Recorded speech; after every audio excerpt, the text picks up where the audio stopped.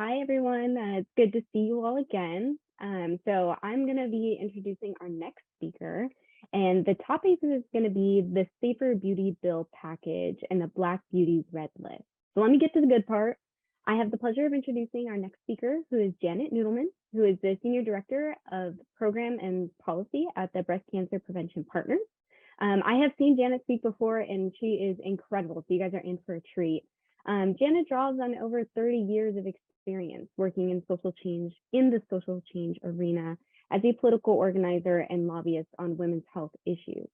Under her leadership, the Breast Cancer Prevention Partners advocacy efforts are playing a super important role in making breast cancer prevention a priority in state houses and the halls of Congress.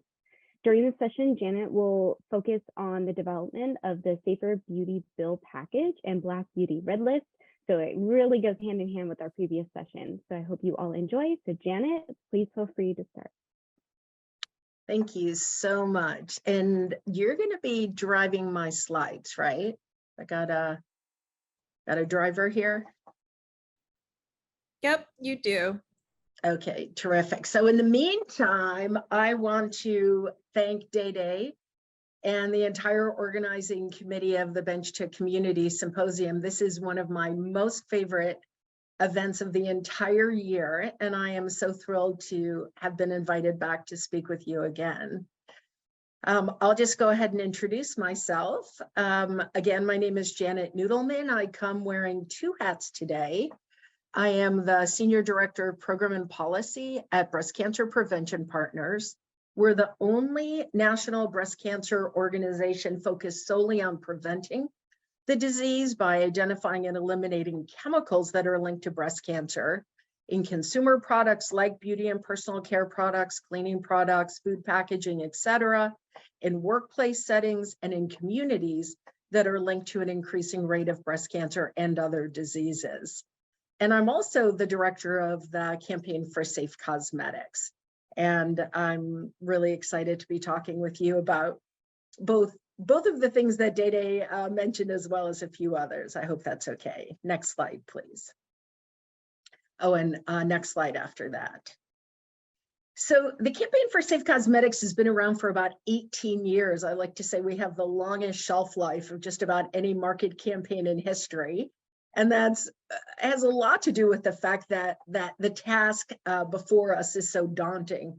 We're trying to move $100 billion industry, cosmetics industry, away from the use of toxic chemicals in the products that they make and sell. We've had a lot of victories over the last 18 years. I'm really excited to share with you. We were successful in pressuring the cosmetics industry to stop using the worst parabens, the worst phthalates, triclosan. We got 3 of the world's biggest multinational cosmetic companies to voluntarily disclose their use of secret fragrance ingredients.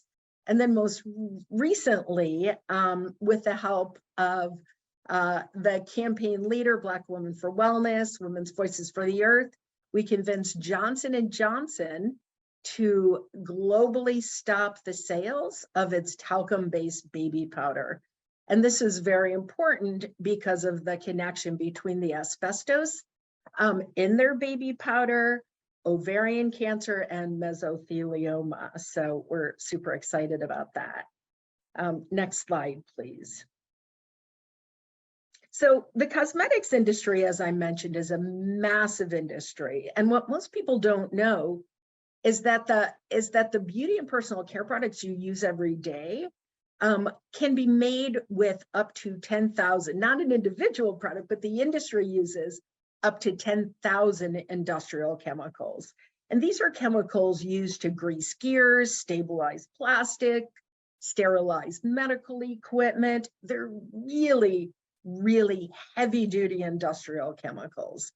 In addition, the fragrance industry uses 4,000 ingredients to make the beauty and personal care products that we use every day smell good. And then the flavor industry, who uses chemicals in flavored products like chapstick and lipstick and mouthwash and toothpaste, uses 3,000 different chemicals. So we're talking about a really big business that has a lot of vested interest in maintaining their business as usual. Next slide, please. So I would love if you would indulge me for a second, if everyone just would take a moment and type in the chat the number of beauty and personal care products you think you use every day. And I just want to mention that I use the word cosmetic product interchangeably with personal care and beauty products, because that's the legal term that the FDA uses to include everything from makeup to personal hygiene products like deodorant, shampoo, conditioner, body lotion, toothpaste, products that we hope most people use every day. So take a minute to go ahead and share what your best guess is of the number of products that you use every day. And I like to see, 3, Jennifer, Terry, 5. I don't think so. This is so interesting. Okay, awesome. Wow, those are some really low numbers. Can you go to the next slide, please? I took some time to generate a list of every beauty and personal care product. Karen, 4? I don't think so. Take a look at this list. 70. I came up with 70 beauty and personal care products. And I don't even think this is a full list. So I would love if people could add to my list. I would guess that most of us use somewhere around 20 products a day. And I'll tell you why this is an important number to get a handle on. Is about 15 years ago, the Campaign for Safe Cosmetics and the Environmental Working Group did a personal use survey of beauty and personal care products. And the number we came up with, based on the number of people we surveyed, was a dozen, that women use on average a dozen personal care products a day. And based on that number, we estimated that an individual woman was being exposed to 126 unique chemicals. Well, if that number is probably closer to about 20, and again, most of you use, Karen, Terry, those of you that said 4, 6, I'm going to guess you brush your teeth, you use deodorant, you shampoo your hair, you probably condition your hair, maybe you put, face lotion on, use a facial cleanser. So when you think about personal care products, I think your number probably goes much higher. And that matters because that then increases the number of chemicals that you're exposed to as well every day. Maggie. So Maggie just increased her to 12. Okay, thank you. So next slide, please. So again, this matters because only 10% of all breast cancers can be attributed to a genetic history for the disease, a predisposition for breast cancer. So then the question becomes, what's going on? Like, where are the rest of the breast cancers coming from? And we posit at Breast Cancer Prevention Partners and the Campaign for Safe Cosmetics that the toxic chemicals that you're exposed to every day, not just from your beauty and personal care products, but from your cleaning products, from your food packaging, from the building materials, from your workplace setting, just from existing, from air pollution, from water pollution, et cetera, are in fact adding up to harm. Next slide, please. And when you look at the, why don't you go ahead and move on to the next slide? I have too many slides anyway. When you look at the numbers that describe Black women and breast cancer, then you really get a sense of the problem. Young Black women under 45 have a higher rate of breast cancer than white women. And although postmenopausal Black women get breast cancer less than other races, they die from it more than any racial or ethnic group. And there's been a number of studies. Dr. Llanos shared them with you. Tamara Todd James shared studies with you that are suggesting that there is an increased risk of breast cancer among Black women that use hair straighteners and hair relaxers. And we've seen the NIHS replicate some of these studies and suggest this is a real problem. Next slide, please. So just a couple of quick notes. The cosmetics industry would have you believe that the dose makes the poison. And this is a really old adage that suggests that the concentration of the chemical that you're exposed to is directly related to the health outcome, the adverse health outcome on the other side. And what we heard from Dr. Llanos and also from Dr. Tamara Todd James as well is that for endocrine disrupting compounds, the framework is exactly the opposite, whereby very low dose exposures can have exquisitely complicated adverse health effects on human health, especially later in life when the exposures take place during fetal development or during vulnerable windows of development, like before girls go through puberty. And I like to give this example of what I like to refer to as the poster child for bad acting endocrine disrupting compounds, bisphenol A. Bisphenol A at parts per billion or parts per trillion, which is the equivalent of a drop of water in an Olympic-sized swimming pool, can actually cross the placenta and alter the mammary glands in the developing fetus, predisposing that fetus to an increased risk of breast cancer later in life. So that is a really startling example of why low dose exposures matter. Next slide, please. Another important framework is this concept of aggregate exposures, because none of us live in a bubble. So phthalates, which is a family of endocrine disrupting compounds linked to breast cancer, we're not just exposed to phthalates in our nail polish and our shampoo or et cetera, but we're also exposed to phthalates in shower curtains, for example, and vinyl flooring and cleaning products, and even IV tubing that might be delivering a breast cancer treatment, chemotherapy to someone experiencing breast cancer. And interestingly, we've discovered that phthalates actually counteract the ability for tamoxifen to do its job. Next slide, please. So you might be wondering now, how is this all possible? How can it be okay? Why is it okay that there's cancer-causing chemicals in beauty and personal care products, and not just adults like us use, but babies and young girls and boys? And the reason why is because there is about 2.5 pages of federal law in existence to regulate the $100 billion cosmetics industry, which means that a cosmetic company can use virtually any raw material that it wants as a cosmetic ingredient, even ingredients linked to cancer, birth defects, reproductive harm, et cetera. And that the FDA has no pre-market safety testing authority to actually review the safety of ingredients before those products hit the market.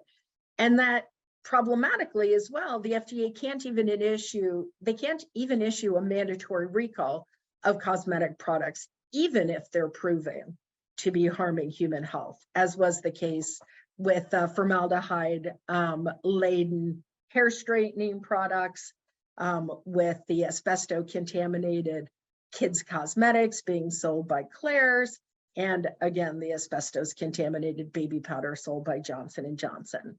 Next slide, please. And this is a really stark example of the problem. The European Union has banned over 1,800 chemicals from beauty and personal care products sold in the European Union. In comparison, the FDA has only ever banned or restricted 11 chemicals from cosmetics out of the 10,000 chemicals in beauty and personal care products used to formulate those products. Next slide, please. So the end game of the campaign for safe cosmetics, besides trying to move the market voluntarily towards safer products and production, has always been to secure the passage of federal cosmetic safety legislation so that everyone is protected from toxic chemicals in the beauty and personal care products we use every day. And this has been an uphill battle.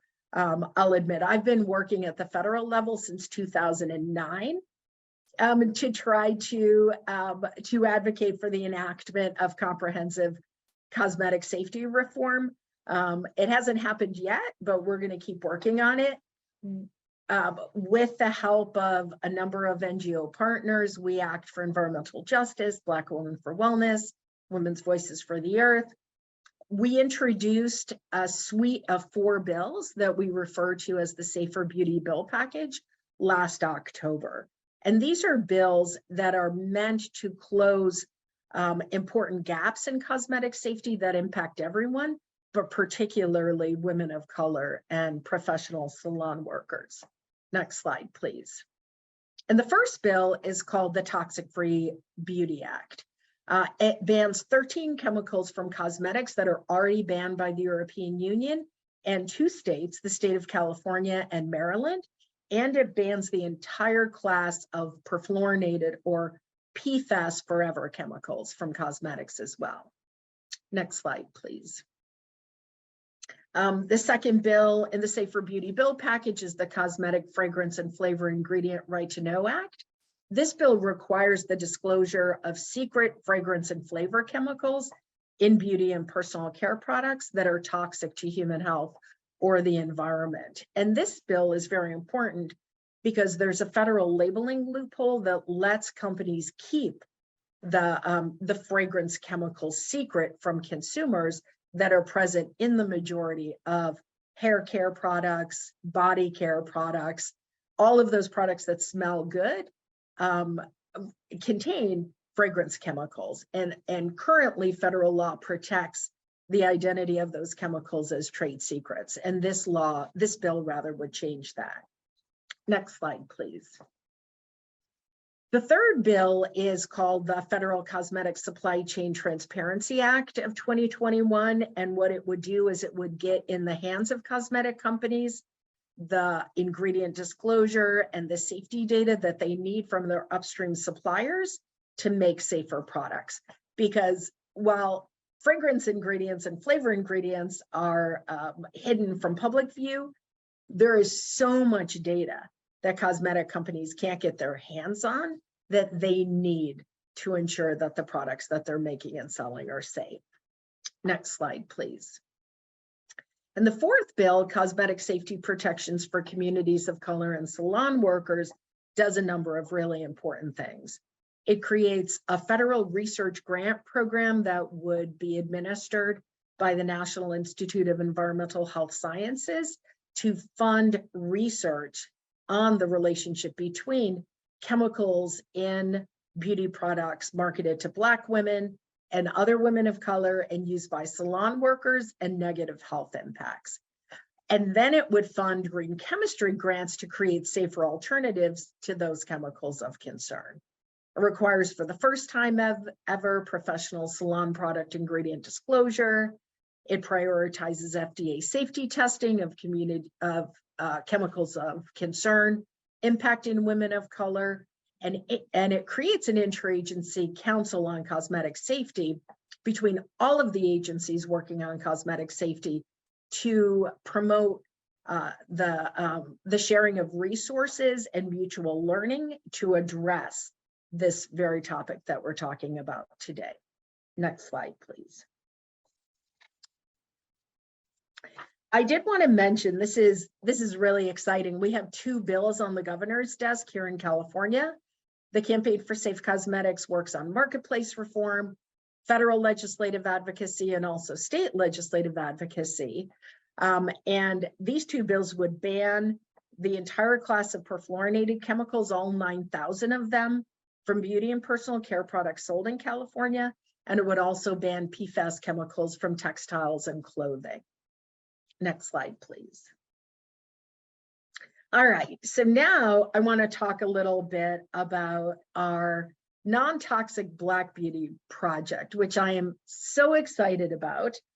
We talk a lot about the problem, and a lot of the public kind of tunes out because all they hear is like blah, blah, blah. cancer causing this, cancer causing that. And they want solutions, right? They want to know what they can personally do about the problem. So the Campaign for Safe Cosmetics decided it wanted to help in terms of promoting solutions and get safer beauty products into the hands of Black women and girls. Next slide, please.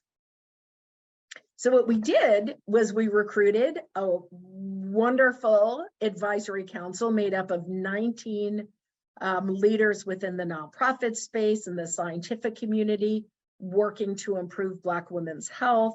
You probably recognize a lot of them here from groups like the California Black Health Network, Clean Beauty for Black Girls, Clearia. We Act for Environmental Justice. I love Dede so much, don't the rest of you? And I love your photo there because you're smiling. So when I look at you, I can see your smiling face, even though your video's not on. So thank you for that. And your smiling face there as well. Next slide, please. And then also some of the world's most renowned scientists, many of whom we've heard from as well today, also working on better understanding the relationship between toxic chemicals in beauty and personal care products and the negative impact on Black women's health. Dede herself, Dr. Yanos, Adana Yanos, Tamara James Todd, the work that they're doing, the Silent Spring Institute, I want to call out, Ami Zoda. I mean, this work that's taking place right now is really paradigm shifting, and we couldn't do our advocacy without the science that you're producing. Next slide, please. I'm going to check my time because I'm super yappy and chatty. Okay. So I want to take just a little bit of a step back and tell you why we embarked upon this project. So with the 2020 killings of George Floyd, Breonna Taylor, Ahmaud Arbery, there started a movement in solidarity and support of Black Lives Matter to support Black-owned businesses. And this is an awesome thing. But what we noticed at the Campaign for Safe Cosmetics, again, in relation to the problem we've been talking about, that a number of these curated lists that were being circulated by leading fashion and beauty magazines like Vanity Fair and Allure and Cosmo, and some Black focused magazines as well, like Essence, etc., we noticed a problem, and that is that they were promoting Black-owned beauty businesses, some of which, not all of which, but some of which were selling products with chemicals linked to adverse health effects, negatively impacting the health of Black women. So we wanted to do something about that problem. We wanted to be sure that Black women had access to safe, non-toxic Black beauty products that they could trust. Next slide, please. And on this slide, you see the problematic link that we've been talking about today between toxic chemicals in beauty and personal care products heavily marketed to Black women, the products that they're in that Black women use every day, hair relaxers, skin lighteners, hair conditioners, hair dyes, nail products, etc., and the plethora of adverse health effects being experienced by Black women. Next slide, please. So what we, again, decided we wanted to do was create a list, our own curated list of non-toxic Black beauty products, but a list that we felt like consumers could trust because we were going to do the science behind creating the list and actually vet the ingredients in Black beauty products for safety. So what we did was we collected a list of 400 Black beauty brands. We got suggestions from our advisory council. We scoured the internet. We looked at the lists that were being circulated by the beauty and fashion magazines. We then hired we then applied 3 criteria to those 400 brands. The brands had to be Black owned. They had to primarily market to Black women, And they had to have the ingredients for their products on their websites for us to be able to do the next part of this process, which was scrape the ingredients off of their websites, throw all of those ingredients into a massive database, and then compare the ingredients in that database to our own brand new red list of chemicals of concern in cosmetic products, which included chemicals negatively impacting the health of Black women. We came up with 80 Black beauty brands, selling about, where's my number here? Could you go to the next slide, please? 80 Black beauty brands, and I'll look for my notes here. Selling, I believe we've got about 700 or 800 products on that list. So I'm very excited to show you these beautiful seals that we commissioned from an artist known as Coco Michelle. Her actual name is Andrea Ballo. She's she's a Black social influencer, but she's also a multidisciplinary artist, and she does content creation for lots of websites. We commissioned these seals of approval that we are giving to the Black beauty brands to put on their website and attach to the products that we actually certified for safety. And we will be, within the next couple of weeks, publicly releasing this list of the 80 Black beauty brands on the Campaign for Safe Cosmetics website, and offering to the public a sorter, an actual database sorter that people can use in order to search the Black beauty database that we've created for specific types of products. So skincare, body care, baby care, color cosmetics, etc. So in the process, what we hope to do is really lift up these industry leaders by promoting them, by celebrating them, by getting, these really small Black beauty brands into the hands of the everyday consumer. And we're also going to be helping the companies that didn't make the list, because we ended up vetting about 270 brands, and 80 of those brands made our list as being non-toxic. So the other companies had one or more chemicals of concern in their products. We're going to work with those companies and help them learn about and get access to safer alternatives. We're not going to bash them publicly. We're going to really help lift them into this non-toxic Black beauty industry movement that we're hoping to create. So next slide, please. So just really quickly, because I know I'm running out of time here, we created a red list of chemicals of concern in cosmetics. And on this red list, there's 3 different tiers.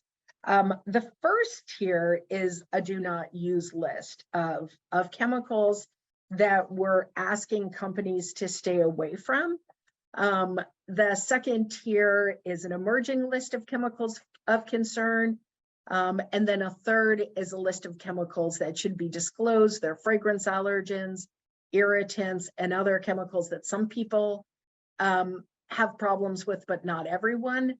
And together it's about 400 chemicals of concern in beauty and personal care products that we're suggesting either be restricted or disclosed. Next slide, please. On our website, again, safecosmetics.org, you can find tip cards, infographics, fact sheets that describe the problem, the chemicals of concern that you should be avoiding, the beauty products that they're present in. Those are the 2 bottom red list fact sheets. Information, again, that we're hoping will help people become more informed consumers and make better and safer choices. Next slide, please. And these are my final 2 slides. What you can do personally, you can detox your day by choosing beauty and personal care products that are free of toxic chemicals. You can do your research by using great apps like Clearia or Think Dirty or EWG's Healthy Living app. And next slide, please. But at the end of the day, we all deserve a government that protects us, all of us, regardless of where we shop, where we live, where we work, or what we buy. So I'm hoping that you can get engaged politically as well to help solve this problem by sending a letter to Governor Newsom supporting the 2 PFAS ban bills that are on his desk right now, by calling and writing your DC members of Congress to urge them to support our Safer Beauty bill package, to get active on social media. If you want to take the actions that I'm suggesting, you can visit our action center at bcpp.org/takeaction. And then lastly, I hope you'll stay in touch. Email me if you have questions. I know I presented a lot of information. I hope it was useful. Follow us on social media, visit our Facebook page and Instagram page, and just take care of yourself and keep doing good in the world, because every parade needs an audience. You were the audience. There were so many great speakers today, but you're the people that are going to go forward and spread the word and make the change happen. So thank you.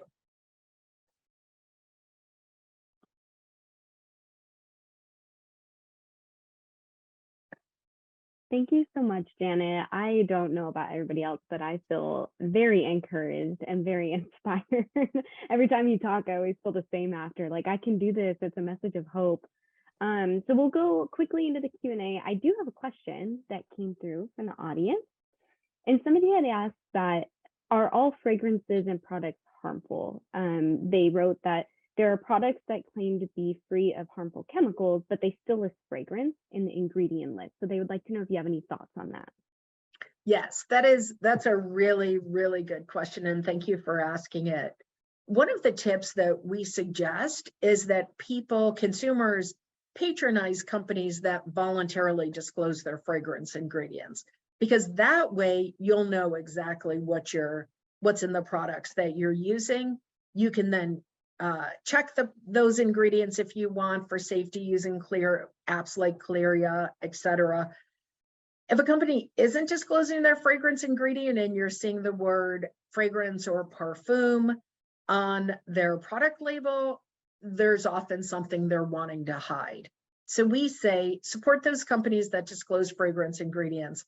And to answer the question, no, not all fragrance ingredients are toxic.